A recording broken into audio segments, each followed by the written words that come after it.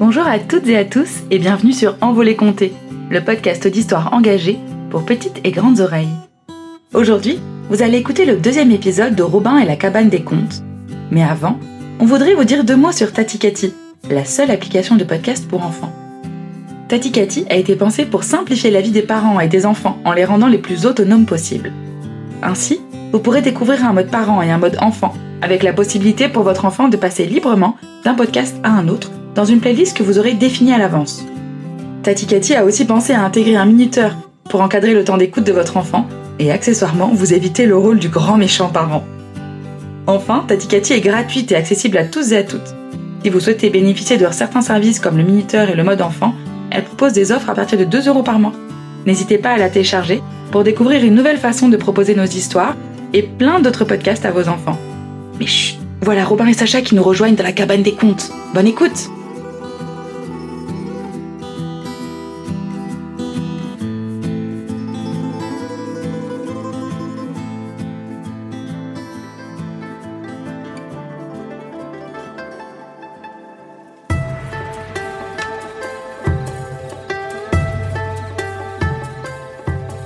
Quand les ombres s'allongent et que les yeux papillonnent, Cathy raconte. Des histoires venues d'horizons lointains et de temps anciens. Qu'elles soient toutes petites ou déjà bien grandes, ouvrez donc vos oreilles pour que vivent les contes.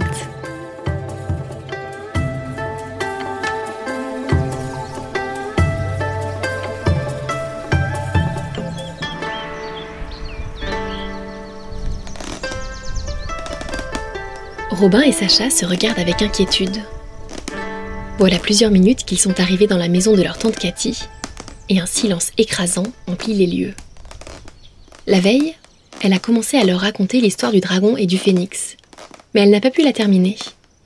Elle a essayé de les appeler le soir pour pouvoir terminer l'histoire, et les 2 garçons n'ont pas eu ces messages. Et les voilà qui cherchent leur tante partout dans sa maison, mais c'est comme si elle s'était volatilisée. Elle est peut-être allée chercher du pain, Glisse Sacha d'une petite voix. Sans son sac, sans ses clés, et à pied, Répond Robin en désignant du menton le vélo de Cathy posé contre le mur du jardin dehors. Ça m'étonnerait. Non, il a dû lui arriver quelque chose. mais rien n'a été déplacé ou volé dans la maison. Si seulement on l'avait rappelée hier soir. Elle voulait absolument finir l'histoire du phénix et du dragon. C'était sans doute important. Oui, tu as raison. Ça doit avoir un lien avec l'histoire et avec la fin qu'elle n'a pas pu nous raconter. Tu te souviens du petit mot qu'elle nous a laissé dans la cuisine avant de partir hier ? Là où les contes s'achèvent, la vie continue. Si vous brisez l'histoire, vous entrez dans l'inconnu. Récite Sacha qui a une très bonne mémoire. Peut-être que si on arrive à trouver la fin de l'histoire, Cathy reviendra. Ça vaut le coup d'essayer, mais comment faire ? Robin regarde autour de lui. Un petit éclat doré attire son regard. Il baisse les yeux et aperçoit la minuscule clé posée sur le guéridon dans l'entrée. Il la prend délicatement entre ses doigts. Je n'ai jamais vu Cathy sans cette clé autour du cou. Je me demande ce qu'elle peut bien ouvrir. Peut-être un coffre au trésor ou une petite porte. Peut-être qu'on peut trouver des indices dans la maison. Allons voir dans le bureau de Cathy. C'est là qu'elle range toutes ses affaires. Propose Robin.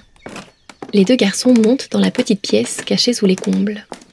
Un rayon de soleil se glisse à travers les rideaux et éclabousse les murs bleus.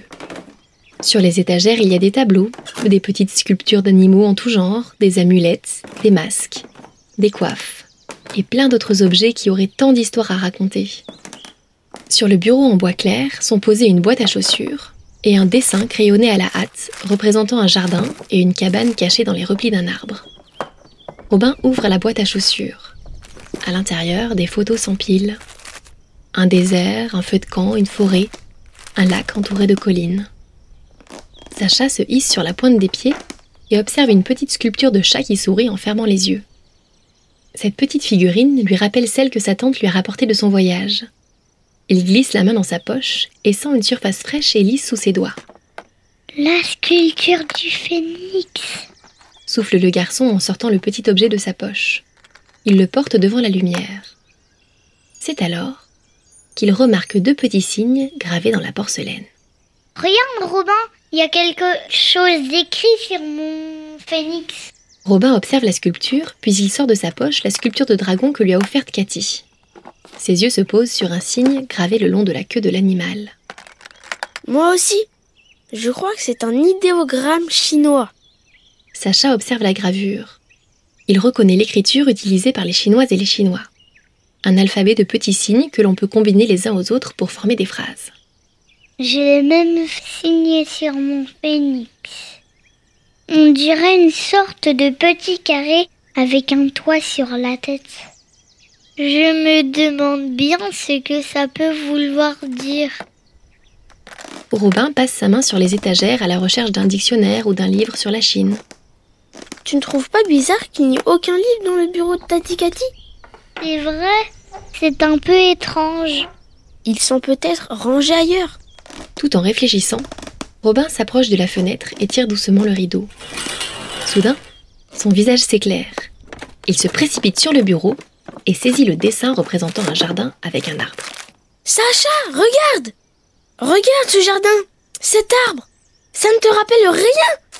Sacha se penche sur le dessin, puis il se précipite à la fenêtre à son tour et plisse les yeux. Mais oui, tu as raison. C'est bien le jardin de Tati Cathy. C'est le même grand châtaignier. Allons voir! Sacha prend la boîte de photos sous son bras. Ils descendent les escaliers en trombe et sortent de la maison. Ils courent jusqu'à l'arbre majestueux au fond du jardin. À leurs pieds, de petites bogues marron et couvertes d'épines laissent s'échapper les reflets brillants des châtaignes lisses et douces. Mais les deux garçons n'ont pas le temps de les ramasser. Ils s'approchent de l'imposant tronc à l'écorce striée et lèvent les yeux. Une petite échelle de corde pend entre les branches, et juste au-dessus de leur tête, ils aperçoivent... Une cabane! Ça alors! Cathy ne nous avait jamais dit qu'il y avait une cabane dans cet arbre. Robin sent son cœur qui tape contre sa poitrine. De ses mains moites, il attrape l'échelle de corde et commence à grimper. Il pose le pied sur une plateforme en bois et se retrouve face à une drôle de petite maison de poupée. C'est incroyable. Souffle Sacha qui la rejoint. On dirait la maison d'une fée. Robin tend la main vers la poignée, mais la porte est bien fermée. Ça tombe bien, je crois que j'ai une clé. Sourit le garçon en glissant la petite clé dorée dans la serrure. La petite porte s'ouvre doucement. Les deux enfants baissent la tête pour entrer dans la cabane. Bon, eh bien, je pense qu'on a trouvé la bibliothèque de Tati Cathy. Observe Sacha en parcourant du regard les murs couverts de livres de toutes les tailles et de toutes les couleurs. Il pose la boîte pleine de photos sur le bord d'une étagère. Oui, c'est ici qu'elle cache toutes ces histoires. Regarde, il y a même des livres qui sont écrits à la main. Pendant quelques instants, les deux enfants sont pris d'une terrible envie de feuilleter tous les livres qui sont perchés sur les étagères, d'engloutir toutes ces histoires venues d'ailleurs, de dévorer les mots écrits par leur tante ou taper sur de vieilles machines à écrire. Mais une photo de Cathy leur souriant au-dessus de la porte de la cabane les ramène à la réalité. On peut peut-être trouver la suite de l'histoire du phénix et du dragon ici. Bonne idée. Ils se mettent à chercher, mais aucun des livres de cette cabane ne semble parler du fleuve céleste autour duquel se déroule l'histoire que Cathy avait commencé à raconter, ou même de la perle que le dragon et le phénix ont polie. Ils finissent par s'asseoir sur deux épais coussins moelleux posés sur le sol. J'imagine que comme elle venait juste de rentrer de son voyage, elle n'a pas eu le temps d'écrire l'histoire. Soupire Robin en enfouissant sa tête dans le coussin. Aïe! S'écrie-t-il en se redressant d'un bond et en se frottant l'œil. Mais qu'est-ce que c'est que ça? Caché dans les plis du tissu, il y a un tout petit carnet noir. Sacha l'attrape et le feuillette. On dirait que ce sont des notes prises par Cathy pendant son voyage en Chine. Robin se penche sur la drôle d'écriture inclinée de sa tante. Je ne vois rien qui ressemble à une histoire de phénix et de dragon. Sacha fronce les sourcils. Là, regarde, il y a des idéogrammes dans la marge. Hé, je reconnais celui-ci. Il est gravé sur nos sculptures. Mais oui, tu as raison. Et à côté, il y a le mot « colline ». Tu crois que ce signe veut dire colline? J'en suis certain. Il ressemble un petit peu à une colline en plus. Mais pourquoi le mot colline? L'histoire ne parle pas de colline. Sacha et Robin se regardent. Si on le découvre, peut-être qu'on découvrira la fin de l'histoire. Et que Cathy reviendra. Espère Sacha. Robin fait le tour de la cabane et s'arrête devant une carte du monde affichée sur le mur. Cette histoire, d'où est-ce qu'elle vient déjà? Est-ce que tu te souviens ce que Kachi nous a dit? Oui, elle vient de la région d'Angzhou, je crois, près d'un lac. Robin pose son doigt sur la carte. Le lac de l'Ouest, c'est ici. Sacha laisse échapper un cri de surprise. Attends, un lac, des collines, ça ne te rappelle rien? Il se précipite pour prendre la boîte remplie de photos qu'il avait laissée sur l'étagère et fouille dedans. Il en sort une petite photo un peu froissée d'un lac bordé par 2 grandes collines. Il tourne la photo et déchiffre les quelques mots inscrits au dos de l'image. Angzhou, colline du dragon, colline du phénix. La perle est devenue eau. Le dragon et le phénix sont devenus terre. Éternels gardiens de leur trésor. Mais qu'est-ce que ça peut bien vouloir dire? Sacha, je crois que c'est la fin de l'histoire. La perle s'est transformée en lac et le phénix et le dragon sont devenus des collines. La colline du dragon et celle du phénix. À cet instant, un éclair bleu emplit la cabane. La lumière est si aveuglante que les 2 garçons ferment les yeux. Lorsqu'ils les rouvrent, leur tante Cathy se tient devant eux, un grand sourire aux lèvres. Oh, vous avez réussi! Vous avez réussi! Ah, vous avez deviné la fin de l'histoire, vous m'avez sauvée. Robin et Sacha se jettent dans ses bras. Mais qu'est-ce qu'il t'est arrivé? Tu avais disparu. C'est de la magie. Comment tu as... Oh, je vais tout vous expliquer. En fait, tout a commencé avec cette cabane. Au départ, elle n'avait rien de magique. Je l'ai construite parce que j'aime le bruit du vent qui froisse les feuilles du châtaignier et que j'avais envie d'un endroit à moi, rien qu'à moi. J'ai commencé à venir y mettre des livres de contes et de légendes que je ramenais de mes voyages, et puis des carnets sur lesquels je notais les histoires que l'on me racontait. Et un jour, j'ai découvert que je pouvais me promener dans ces histoires. Quoi? Te promener dans les histoires? Oui, il me suffit d'ouvrir un livre et de me concentrer très fort sur l'histoire pour la vivre. C'est un marabout du Bénin en Afrique qui m'avait parlé de cette magie très ancienne. La magie des mots dans un endroit à soi. C'est un immense pouvoir, très puissant, mais il y a des règles à respecter. Et la première règle, c'est de toujours terminer une histoire que l'on commence. Complètent les garçons en chœur. Oui, exactement. Sinon, on risque de se retrouver coincé à tout jamais dans cette histoire. Et c'est ce qui m'est arrivé avec l'histoire du phénix et du dragon. Si vous n'aviez pas deviné la fin de l'histoire, j'aurais été condamnée à errer dans cette histoire, perdue sur le lac de l'Ouest, entre les collines du phénix et du dragon. Et d'ailleurs, même si vous avez trouvé la fin de l'histoire, je vais quand même vous la raconter. Oh oui, s'il te plaît. Alors, si je ne me trompe pas, je m'étais arrêtée au moment où la reine-mère décide de montrer la perle aux immortels, c'est bien ça? Oui, c'est ça. Alors on y va. La reine-mère ouvrit donc les 9 portes, à l'aide de ses 9 clés, et sortit sa perle. Elle la plaça sur un plateau en argent, afin que chaque personne présente dans la pièce puisse l'admirer. Celle-ci projetait une si brillante lumière que le dragon et le phénix, qui continuaient de chercher leurs perles sans relâche, sentirent les rayons de la perle sur leurs écailles et sur leur plumage. Ils s'élancèrent dans les nuages, guidés par le scintillement de la perle, et ils arrivèrent au palais impérial. « Ceci est notre perle !»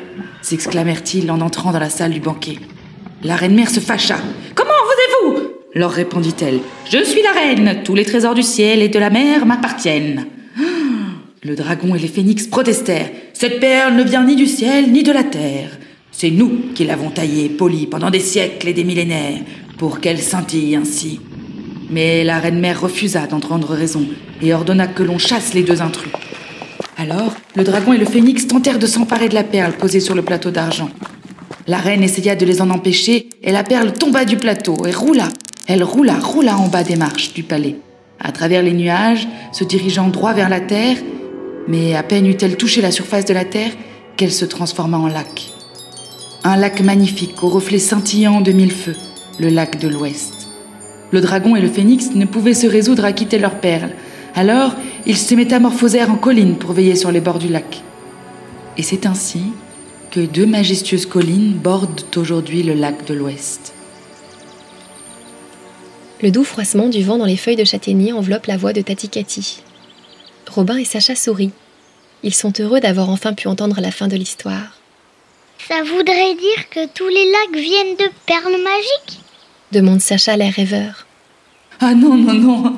Il y a plein d'autres histoires sur la naissance des lacs, des îles ou des montagnes. Comme celle du Mont Atlas au Maroc. Tu nous la racontes? Ah oui, s'il te plaît. On peut même faire mieux que ça. Sourit Cathy, Qu'est-ce que vous diriez d'aller vous promener dedans? ajoute-t-elle avec un clin d'œil.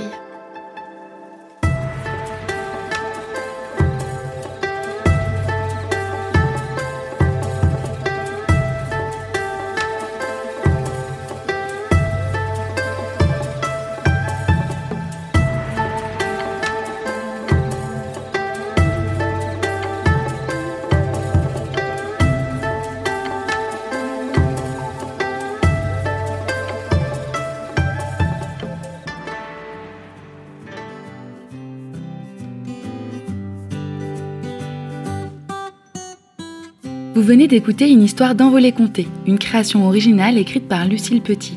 Pour nous soutenir, mettez-nous 5 étoiles sur Apple Podcast et retrouvez-nous sur Instagram à @envoléconté. À très vite!